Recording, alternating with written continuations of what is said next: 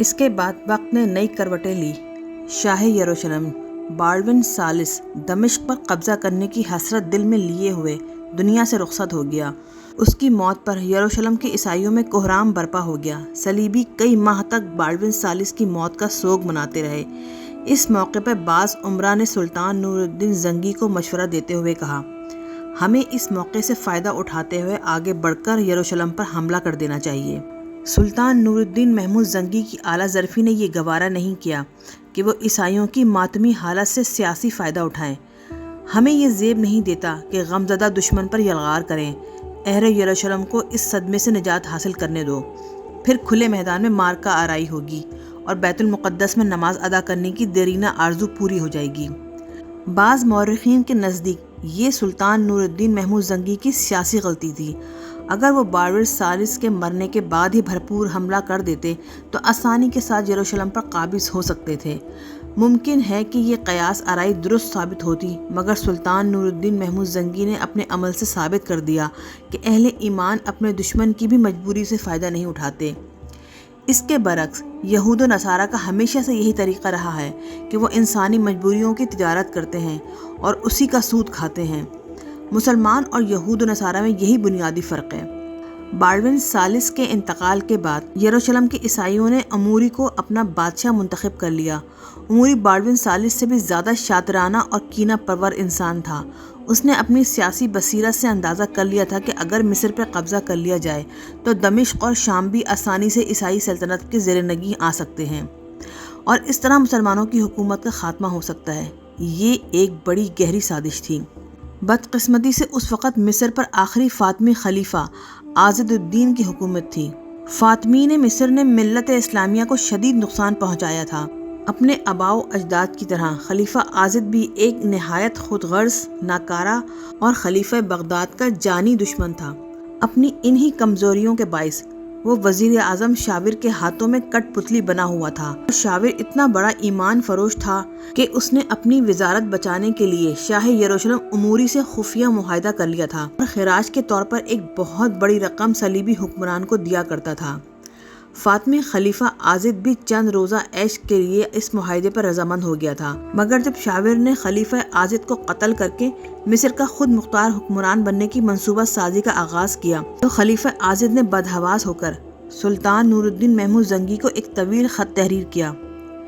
میں آپ کی اسلام دوستی کا دل سے قائل ہوں، اس لیے اللہ اور اس کے رسول صلی اللہ علیہ وآلہ وسلم کا واسطہ دیتا ہوں کہ بلا تاخیر میری مدد کو آئیے اور مصر کو صلیبیوں کی دراز دستی سے نجات دلائیے۔ سلطان نور الدین محمود زنگی اللہ اور رسول اللہ صلی اللہ علیہ وآلہ وسلم کے نام پر مضطرب ہو گئے۔ فوری طور پر اسد الدین شیرِ کوہ اور یوسف صلاح الدین کو ایک لشکر جرار کے ساتھ مصر روانہ کیا۔ شیرِ کوہ اور یوسف نے بڑی جانبازی سے جنگ کی اور صلیبی فوج کو فرار ہونے پر مجبور کر دیا۔ پھر وہ دونوں غدار ملت شاور کی طرف متوجہ ہوئے۔ شاور مصر سے فرار ہونے میں کامیاب ہو چکا تھا، مگر یوسف کی شاہ سواری کام آئی اور اس نے شاور کو زندہ گرفتار کر کے مصری امیر عز الدین کے سامنے پیش کر دیا۔ عز الدین نے ایک لمحے کی تاخیر کیے بغیر شاور کا سر کاٹ کر ایک بڑے تشت میں رکھا اور نظر کے طور پر فاطمی خلیفہ عاضد کی خدمت میں پیش کر دیا۔ شاور کے قتل کی خوشی میں خلیفہ عاضد نے ایک عظیم الشان جشن کا اہتمام کیا اور اسی جشن کے اختتام پر اسد الدین شیرِ کوہ کو مصر کا وزیر اعظم نامزد کر دیا۔ سلطان نور الدین محمود زنگی اس تقرری سے بے حد خوش ہوئے کہ اس طرح ان کا نہایت معتبر نمائندہ مصر میں موجود رہے گا، مگر اسد الدین شیرِ کوہ کو یہ وزارت عظمیٰ راس نہیں آئی۔ 2 مہینے بعد ہی خناق کے عرضے میں اس کا انتقال ہو گیا۔ جب اسد الدین شیرِ کوہ کے انتقال کی خبر شام پہنچی تو کچھ دیر کے لیے سلطان نور الدین محمود زنگی پر سکوت کی سی کیفیت طاری ہو گئی۔ پھر اپنے سپہ سالار اعظم کو یاد کر کے کئی دن تک روتے رہے۔ بار بار سلطان عادل کی زبان سے ایک ہی جملہ ادا ہوتا تھا، اب ایسے وفادار دوست شاید ہی نظر آئیں، وہ میرا بازوئے شمشیر زن تھا، حق تعالیٰ اس کی مغفرت فرمائے اور مجھے صبر و جمیل عطا فرمائے۔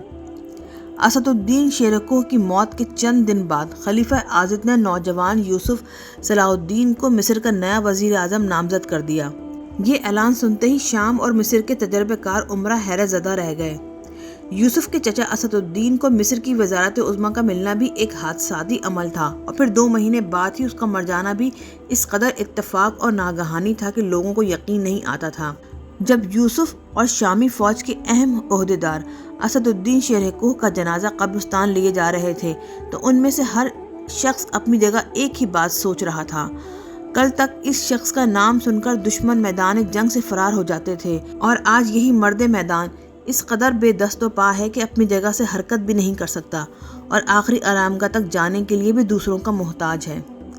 اگرچہ اسد الدین کی موت خناک کے مرض میں واقع ہوئی تھی، مگر مصر کے کچھ خاص لوگ اسد الدین کی موت کو غیر طبیعی سمجھتے تھے۔ ان کے خیال کے مطابق مصر کے نئے وزیر اعظم کو حکیم باریتون نے کوئی ایسی دوا دے دی تھی کہ جس کے اثر سے اسد الدین کا دم گھٹ گیا تھا اور وہ دار فانی سے کوچ کر گیا تھا۔ ان لوگوں کے خیال میں اسد الدین کو راستے سے ہٹانا بہت ضروری تھا، کیونکہ وہ ایک مایہ ناز سپہ سالار ہی نہیں، سچا مسلمان بھی تھا۔ فاطمی خلیفہ عاضد نے انتہائی مجبوری کی حالت میں اسد الدین کو مصر کی وزارت عظمیٰ سونپی تھی تاکہ وہ اپنے وزیر شاور اور صلیبیوں کے اتحاد سے مصر کی حکومت کو محفوظ رکھ سکے۔ پھر جب یوسف نے شاور کو قتل کر دیا اور یروشلم کی فوج واپس چلی گئی تو خلیفہ عاضد نے اپنے شاہی حکیم باریتون سے مل کر اسد الدین کا قصہ اس طرح پاک کر دیا کہ کسی کو اس کی بدنیتی اور سازش پر کوئی شک بھی نہ ہو سکا۔ خلیفہ عاضد بھی باطنیوں کے عقائد سے تعلق رکھتا تھا، اور حکیم باریتون تو حسن بن صباح کا معتقد خاص تھا، اس لیے باریتون نے اسد الدین پر ایک ایسی دوا آزمائی جس نے سلطان نور الدین محمود زنگی کے دست راست کی سانسوں کا رشتہ توڑ دیا۔ مصر میں رہنے والی ایک صحیح العقیدہ مسلمانوں کی جماعت کا خیال یہ بھی تھا کہ اسد الدین شیر کوہ کو باربک نے اپنے روحانی کمالات کے ذریعے ہلاک کیا تھا۔ مصری عوام باربک کو اپنے وقت کا سب سے بڑا صوفی تصور کرتے تھے۔ یہ ایک 70 سالہ شخص تھا، دراز قد، سرخ و سفید رنگت، لمبی سفید داڑھی، لمبے سفید بال اور لمبی سفید عبا، ہاتھ میں فیروزے کی تسبیح۔ باربک کی خانقاہ دریائے نیل کے کنارے تھی۔ اس کے حجرے کی دیواروں کا رنگ بھی سفید تھا اور فرش پر سفید چادریں بچھی ہوئی تھیں۔ آنے والا پہلے ہی نظر میں باربک کی ظاہری شخصیت اور اس کی خانقاہ کی فضا سے متاثر ہو جاتا تھا اور بے ساختہ پکار اٹھتا تھا، صوفی باربک کے ہاں تو نور ہی نور ہے۔ دراصل باربک ایک انتہائی خبیث اور شیطان صفت انسان تھا۔ وہ اپنے عقائد کے اعتبار سے حسن بن صباح کا مرید خاص تھا۔ اگرچہ حسن بن صباح جیسے راندہ درگاہ انسان کو مرے ہوئے ایک زمانہ ہو چکا تھا، مگر اس کی مانوی شیطانی اولاد ابھی زندہ تھی اور مختلف اسلامی ریاستوں میں اپنی خفیہ شیطانی تحریک جاری رکھے ہوئے تھی۔ حسن بن صباح کا مختصر تعارف یہ ہے کہ وہ خراسان کے شہر طوس میں پیدا ہوا۔ وہ بہت ذہین اور پڑھا لکھا انسان تھا۔ مشہور ریاضی دان، فارسی شاعر عمر خیام اور نامور سیاست دان نظام الملک طوسی اس کے ہم جماعت تھے۔ حسن بن صباح کے باپ دادا ایک بد عقیدہ اور اسلام دشمن جماعت سے تعلق رکھتے تھے، اس لیے پیدائشی طور پر بغاوت و سرکشی کے جراثیم اس کے خون میں بھی شامل تھے۔ پھر جب حسن بن صباح اعلیٰ تعلیم حاصل کر چکا تو اپنی فطرت کی طرف لوٹ گیا اور شیطان نے اس کے دل و دماغ پر گرفت مضبوط کر لی۔ پھر حسن بن صباح اسلامی دنیا میں فتنہ و فساد پھیلانے کے لیے نکل کھڑا ہوا۔ پہلے اس نے اپنے محسن نظام الملک طوسی کو خباثت نفسی کا نشانہ بنایا۔ اس وقت نظام الملک طوسی سلجوقی بادشاہ کی حکومت میں وزیر اعظم کے عہدے پر فائز تھا۔ حسن بن صباح نے نظام الملک طوسی کو سلطان کی نظروں میں گرانے کی کوشش کی مگر ناکام رہا۔ آخر سلجوقی بادشاہ نے حسن بن صباح کو اپنی سلطنت کی حدود سے باہر نکال دیا۔ پھر وہ بد باطن اور کینہ پرور انسان مصر پہنچا۔ یہاں اس نے باطنیوں کے الگ فرقے کی بنیاد رکھی۔ یہاں اس نے اپنی شیطانی ذہانت سے ہزاروں مرید بنا لیے۔ حسن بن صباح اپنی کامیابی کی منزل کے قریب تھا کہ اس کی ایک سازش بے نقاب ہو گئی اور وہ رات کی تاریکی میں مصر سے نکل کر اصفہان چلا گیا۔ پھر ایک دن اس نے اپنے ہزاروں مریدوں کے سامنے اعلان کر دیا کہ اللہ کی طرف سے اسے نبوت عطا کی گئی ہے اور اس پر روزانہ وحی نازل ہوتی ہے۔ سادہ دل اور کمزور عقیدے کے لوگ حسن بن صباح کے قدموں پر جھک گئے اور اس شیطان کو اپنا پیغمبر تسلیم کر لیا۔ ایک بڑی جماعت کو تابع کر لینے کے بعد حسن بن صباح کا پھیلایا ہوا شیطانی جال روز بروز وسیع ہوتا جا رہا تھا، یہاں تک کہ اس نے ایک بڑی ریاکاری کے ساتھ الموت کے قلعے پر قبضہ کر لیا۔ یہ قلعہ پہاڑ کی چوٹی پر واقع تھا اور ایسے پرپیش راستے سے گھرا ہوا تھا کہ وہاں اس کا کوئی دشمن آسانی کے ساتھ نہیں پہنچ سکتا تھا۔ محفوظ ترین جگہ پر قابض ہو جانے کے بعد حسن بن صباح نے عام لوگوں کو گمراہ کرنے کے لیے جنت بنائی۔ وہ ہر قیمت پر سلطان ملک شاہ اور اپنے محسن نظام الملک توسی کا خاتمہ کر دینا چاہتا تھا، تاکہ یہ دونوں بھاری پتھر راستے سے ہٹ جائیں اور اس کے شیطانی منصوبے کی تکمیل میں کوئی رکاوٹ باقی نہ رہے۔ یہ جنت ارضی اسی منصوبے کی ایک بنیادی کڑی تھی۔ الموت کے قلعے میں حسن بن صباح نے ایک تخت بنوایا تھا جس کے پائے زمرد کے تھے، دونوں دستے نیلم کے اور پچھلا حصہ یاقوت جیسے قیمتی پتھر کا تھا۔ جب رات میں اس تخت پر قندیلوں اور فانوسوں کی روشنی پڑ کر منعکس ہوتی تو دیکھنے والی آنکھوں کے سامنے روشنیوں کا ایک عجیب سا منظر ہوتا تھا۔ اس چکا چوند کا حوالہ دے کر حسن بن صباح اپنے عقیدت مندوں سے مخاطب ہوتا تھا: یوں سمجھ لو کہ خداوند عالم کا نور تم پر سایہ فگن ہے۔ اگر تم میرے احکام پر عمل کرو گے تو یہ نور ہر وقت تمہارے ساتھ ساتھ رہے گا اور تمہیں اپنے گھروں میں بھی نظر آئے گا۔ حسن بن صباح کو فن تقریر میں کمال حاصل تھا۔ جب وہ اپنے معتقدین سے خطاب کرتا تو وہ لوگ اس کے لہجے سے متاثر ہو کر اس طرح جھک جاتے کہ ان کے سر زمین کو چھونے لگتے، پھر ان کی زبانوں سے بے اختیار یہ کلمات جاری ہو جاتے: بے شک آپ ہمارے پیغمبر ہیں، ہمیں سیدھا راستہ دکھائیے اور اس روشنی کی طرف لے جائیے جو کبھی ختم نہ ہو، ہمیں سکون و سلامتی عطا کیجیے اور دوزخ کی بھڑکتی ہوئی آگ سے نجات دیجیے۔ اپنی جماعت کو یہ یقین دلانے کے بعد کہ وہ خدا کا بھیجا ہوا پیغمبر ہے، حسن بن صباح کے شیطانی دماغ نے ایک اور منصوبہ تراشا۔ اس نے قلعہ الموت کے ارد گرد خوبصورت سبزہ زاروں کا انتخاب کیا جہاں ایک نہر بھی بہتی تھی۔ حسن بن صباح نے ایک بڑی قیمت دے کر دور دراز کے علاقوں سے ماہرین تعمیرات بلائے اور ایک مخصوص علاقے میں ان سے دلکش مکانات تعمیر کروائے جن کے نقش و نگار دیکھ کر لوگ حیرت زدہ رہ جاتے تھے۔ جب حسن بن صباح کے معتقدین اس سے پوچھتے کہ یہ مکانات کس کے لیے ہیں تو وہ نہایت عیاری سے اپنے ہمنواؤں کو جواب دیتا: یہ اہل ایمان کی جنت ہے جہاں وہ ہمیشہ ہمیشہ رہیں گے۔ اور اس جنت کا کیا ہوگا جو انسان کو مرنے کے بعد اس کے نیک اعمال کے صلے میں بخشی جائے گی؟ کسی معتقد کے دل میں یہ خیال پیدا ہوتا اور وہ حاضرین کی موجودگی میں یہ سوال کر بیٹھتا۔ حسن بن صباح اس شخص کو برجستہ جواب دیتا: یہ دنیاوی جنت ہے، پہلے تمہیں اپنے آپ کو اس جنت کا اہل ثابت کرنا ہوگا، پھر تم دوسری جنت میں داخل ہو سکو گے۔ یہ سن کر سب لوگ بیک زبان چیخ اٹھتے: اے ہمارے پیر و مرشد، ہمیں بتائیے کہ اس جنت ارضی میں داخل ہونے کا کیا طریقہ ہے۔ حسن بن صباح کے ہونٹوں پر شیطانی مسکراہٹ ابھر آتی: اس جنت میں داخل ہونے کے لیے تمہیں بڑی آزمائشوں سے گزرنا پڑے گا۔ معتقدین ہذیانی انداز میں چیخنے لگتے: ہم تیار ہیں ہر آزمائش کے لیے۔ حسن بن صباح اپنا دایاں ہاتھ بلند کر کے انہیں خاموش رہنے کی تلقین کرتا: صبر کرو اور انتظار کرو، ان قریب تم لوگ جان لیوا امتحان میں ڈالے جاؤ گے۔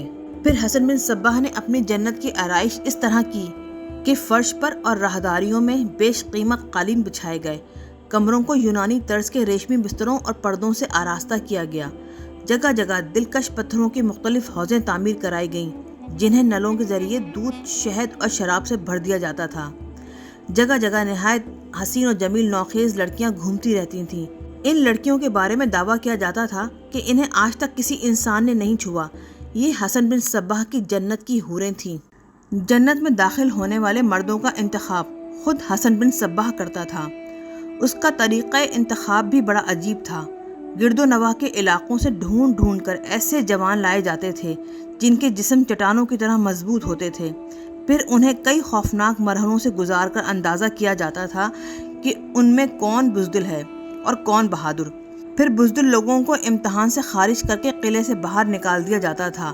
اس کے بعد منتخب بہادروں کو جنت میں داخل کر دیا جاتا تھا۔ حسن بن صباح کے معتبر اور مسلح سپاہی ان بہادروں کو جنت کی سیر کراتے، پھر انہیں حوروں کے سپرد کر دیا جاتا۔ وہ لوگ ہفتہ 15 دن شیطانی جنت میں رہتے، پھر انہیں حوریں بھنگ پلا دیتی۔ جب وہ مست و بے خود ہو جاتے تو مسلح سپاہی انہیں اٹھا کر لے جاتے اور حسن بن صباح کے خصوصی کمرے میں پہنچا دیتے جہاں اس خبیث کے بقول اس پر وحی نازل ہوتی تھی۔ جب وہ شخص نشے کی قید سے آزاد ہو کر ہوش میں آتا تو دوبارہ اسی جنت کی تمنا کرتا۔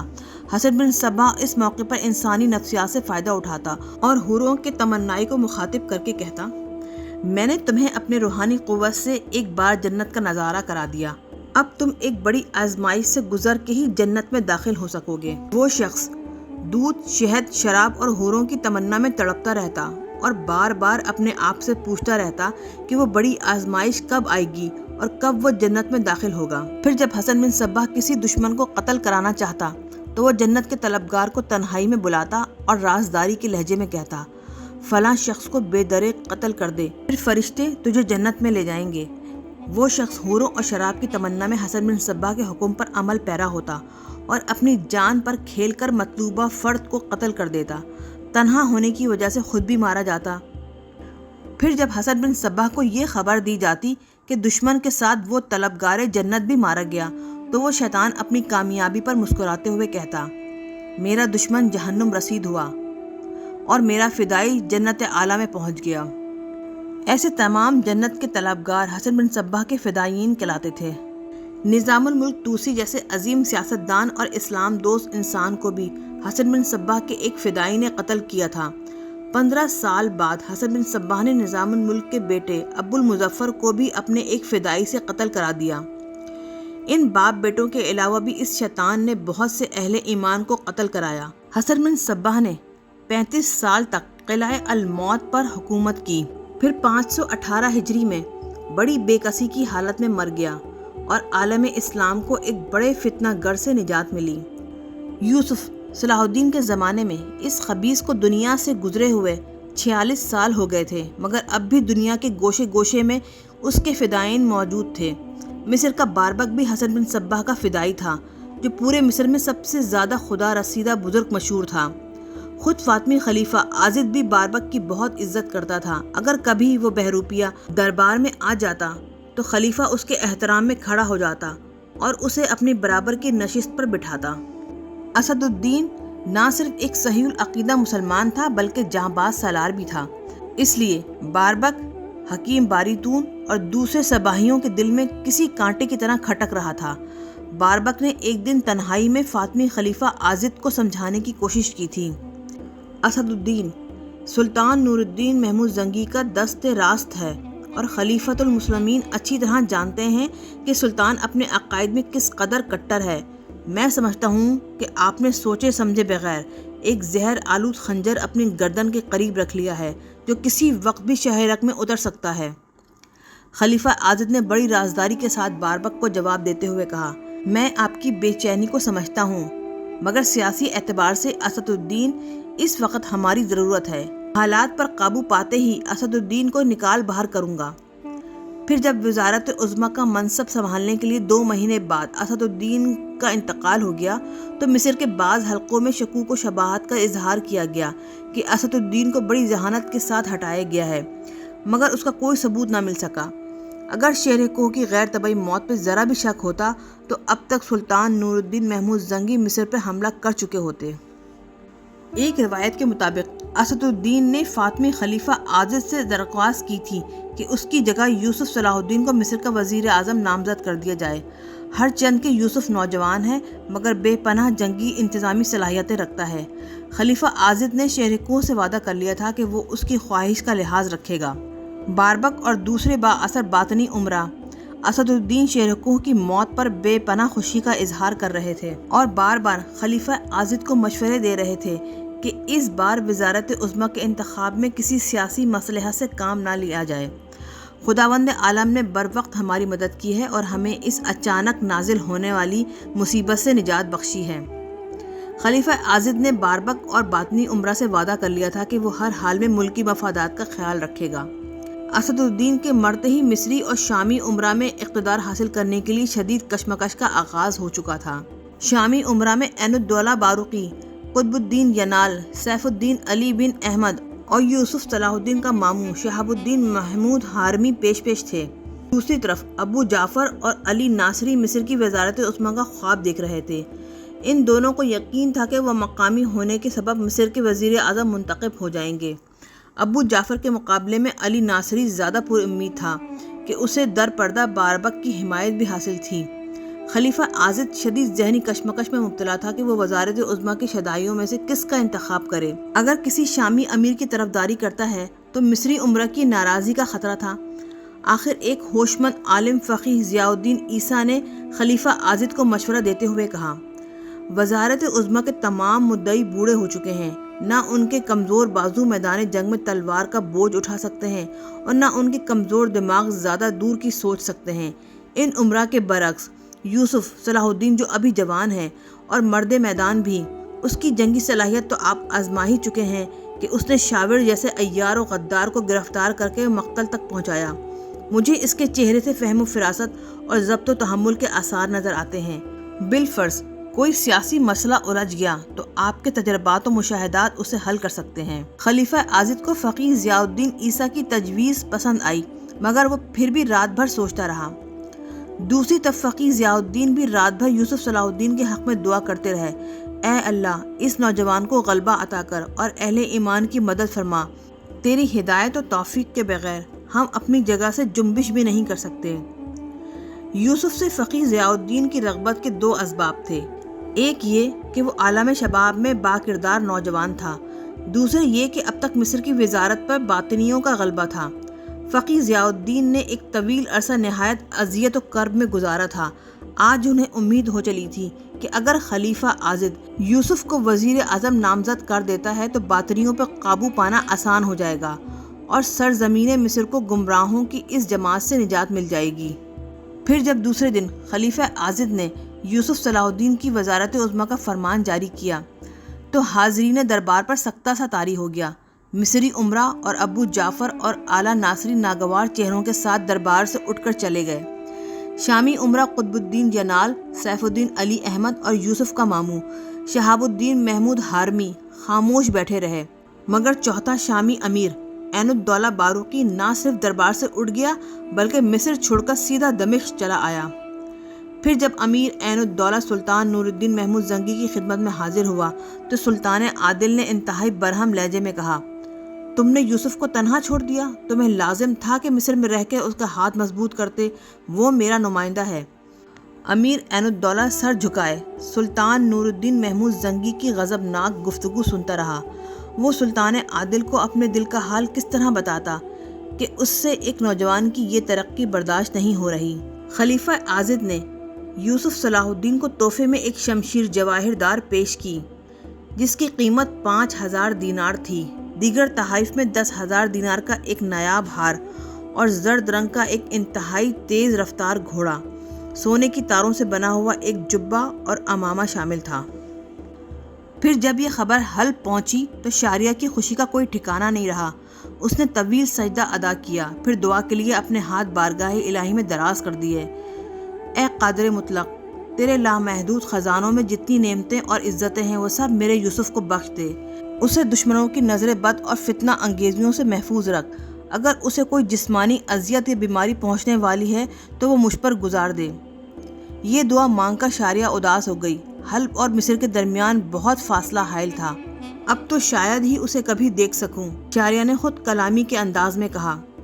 مگر یہ تو خود غرضی ہے، شاریہ نے خود ہی اپنے سوال کا جواب دیتے ہوئے کہا، جب وہ حلب میں رہے گا تو پھر مصر کی وزارت کا انتظام کس طرح سنبھالے گا؟ اچانک شاریہ کے ذہن نے ایک نئی کروٹ لی، اگر یوسف مصر سے یہاں نہیں آ سکتا تو میں خود تو وہاں جا سکتی ہوں۔ اس خیال کے ساتھ ہی شاریہ کے دل و دماغ میں ایک برق سی لہرائی اور زرد چہرہ چند لمحوں کے لیے سرخ ہو گیا۔ پھر کچھ دیر بعد وہ برق بجھ گئی جس نے شاریہ کے دل و دماغ کو روشن کر دیا تھا۔ ایک بار پھر چاروں طرف مایوسیوں کا اندھیرا پھیل گیا اور وہ اپنے آپ کو مخاطب کر کے کہنے لگی، شاریہ تو اول و آخر کنیز ہے، مصر کے وزیر اعظم کی تمنا کیسے کر سکتی ہے؟ لوگ پاگل کہیں گے۔ اس خیال کے ساتھ ہی شاریہ کے سینے کے سارے زخم چھل گئے اور ان سے خون رسنے لگا۔ شاریہ نے گھبرا کر اپنے حجرے کی چھت کی طرف دیکھا جیسے وہ آسمان کی طرف دیکھ رہی ہو، پھر اس کے ہونٹ لرزنے لگے اور آنکھیں اشک برسانے لگیں۔ اے اللہ، میں تجھی کو پکارتی ہوں کہ تیرے سوا میرا کوئی مددگار نہیں۔ دنیا کی محبت کو میرے دل سے نکال دے کہ اس کے ہوتے ہوئے میں تیرے پاس کیسے آ سکتی ہوں۔ مجھے اپنی اس منافقت پہ شرم آتی ہے، میں اپنے استاد کو چھوڑ کر مصر جانا چاہتی ہوں، یہ کیسی خود غرضی ہے۔ میرے اللہ، مجھے معاف فرما دے۔ یہ دعا مانگ کر شاریہ اٹھی اور اپنے استاد گرامی کی خدمت میں حاضر ہوئی۔ قاضی ابن ارسطو نے انسانی قدموں کی چاپ سن کر کہا، کون؟ میں آپ کی خادمہ شاریہ۔ شاریہ نے استاد گرامی کے قریب بیٹھتے ہوئے کہا، اللہ تمہیں جزائے خیر دے۔ قاضی ابن ارسطو نے مسکراتے ہوئے کہا اور اپنا دایاں ہاتھ بلند کر دیا۔ شاریہ تیزی سے آگے کی طرف جھکی۔ پھر قاضی ابن ارسطو نے ادھر ادھر اپنے ہاتھ کو گردش دی اور شاریہ کے سر پہ اپنا ہاتھ رکھ دیا۔ قاضی ابن ارسطو آنکھوں کی روشنی سے محروم ہو چکے تھے۔ سلطان نور الدین محمود زنگی نے بہترین طبیبوں سے قاضی صاحب کا علاج کرایا، مگر تقدیر کا لکھا پورا ہو کر رہا۔ قاضی ابن ارسطو کی دونوں آنکھیں جاتی رہیں۔ قاضی صاحب نے کئی بار سلطان عادل سے درخواست کی کہ اس معذوری کے سبب انہیں منصب قضا سے فارغ کر دیا جائے، مگر سلطان عادل نے ان کی درخواست منظور نہیں کی اور قاضی صاحب کے لیے 2 سرکاری نگراں مقرر کر دیے۔ قاضی ابن ارسطو اسی حالت میں عدالت جاتے تھے، مقدمات کی سماعت کرتے اور حق کی روشنی میں اپنے فیصلے سنا دیتے تھے۔ قاضی ابن ارسطو اپنا باقی وقت مدرسے میں گزارتے اور شاگردوں کو درپیش فقہی مسائل سمجھاتے۔ ان اوقات میں شاریہ اپنے استاد کی خدمت انجام دیتی۔ استاد محترم، آپ نے سنا یوسف مصر کا وزیر اعظم ہو گیا؟ شاریہ کے لہجے میں انتہائی مسرت جھلک رہی تھی۔ وزیر اعظم کا عہدہ بہت چھوٹا ہے۔ یکایک قاضی ابن ارسطو کا چہرہ شدت جذبات سے سرخ ہو گیا۔ اس کا نام یوسف ہے، حق تعالیٰ نے اس کے لیے بادشاہی لکھی ہے۔ یکایک شاریہ پھر اداس ہو گئی اور غمزدہ لہجے میں بولی، مجھے بہت دکھ ہے استاد محترم، ناقابل بیان دکھ۔ قاضی ابن ارسطو گھبرا گئے۔ کس بات کا دکھ میری بیٹی؟ جب یوسف آئے گا تو آپ اسے کیسے دیکھیں گے؟ شاریہ رک رک کے بول رہی تھی، کاش انسان کو اپنی جائز خواہشات کے لیے مسلسل دعا کرتے رہنا چاہیے، قاضی ابن ارسطو نے باوقار لہجے میں کہا۔ پھر جب اس کی دعا کے خلاف آسمانی فیصلہ ظاہر ہو جائے تو انسان کو صبر و شکر سے کام لینا چاہیے۔ مشیت الہی یہی تھی کہ میں آنکھوں سے محروم ہو جاؤں۔ میں اندھا کہاں ہوں؟ میری روشنی تو یوسف ہے، تم ہو، سینکڑوں شاگرد ہیں۔ کسی کے خد و خال آنکھوں میں نہیں، دل میں نقش ہوتے ہیں۔ حقیقی روشنی تو دل کی روشنی ہے۔ جب یوسف آئے گا تو میں اسے ضرور پہچان لوں گا۔ استاد گرامی کی بات سن کر شاریہ کو یوں محسوس ہوا جیسے وہ کسی گہرے غار میں گرنے والی ہے اور اچانک نادیدہ ہاتھوں نے اسے تھام لیا ہو۔